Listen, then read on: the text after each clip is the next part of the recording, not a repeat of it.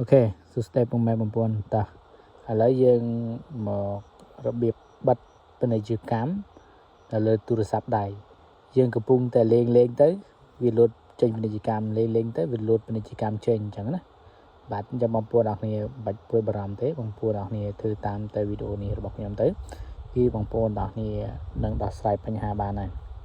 បាទឡើងចេញពាណិជ្ជកម្មទៀតហើយបាទអញ្ចឹងដើម្បីបិទពាណិជ្ជកម្មនៅលើទូរស័ព្ទដៃបងប្អូនទូរស័ព្ទខ្លះយើងលេងអត់ស្រួលទេលេងលោតចេញពាណិជ្ជកម្មអញ្ចឹងណាតែឥឡូវយើងចូលទៅកន្លែង setting ណាបងប្អូនចូលកន្លែង setting មកបាទកន្លែង setting ហើយបងប្អូនអរគ្នាវាយ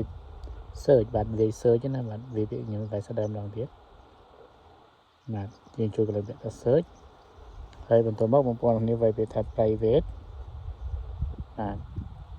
ហើយវា private ហើយ private ហើយprivate ណា private DNS DNS បាទឥឡូវវាលោតចេញហើយបងប្អូនបាទឥឡូវវាលោតចេញហើយនេះបងប្អូនអរគ្នាមើលចំណុចនេះបាទនេះ private DNS អញ្ចឹងបងប្អូនអរគ្នាចុចនៅលើហ្នឹងដែរចុចនៅលើនេះប៉បាទឥឡូវចូលមកដល់នេះហើយបាទអញ្ចឹងបន្ទាប់ពីចូលដល់ហ្នឹងគឺបងប្អូនអរគ្នាចុចពីថាបិទបាទឥឡូវចុចបិទបានហើយបាទចុចពីថាបិទណាបាទឥឡូវយើងចុចពាក្យថាបិទបានហើយអញ្ចឹងពេលហ្នឹងគឺពាណិជ្ជកម្មគឺឡើងចេញហើយបងប្អូនណាបាទឡើងចេញពាណិជ្ជកម្មទៀតហើយបាទ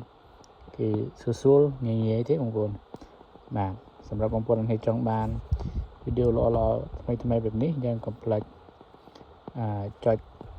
subscribe ឬក៏បងប្អូនចុច share បានបាទ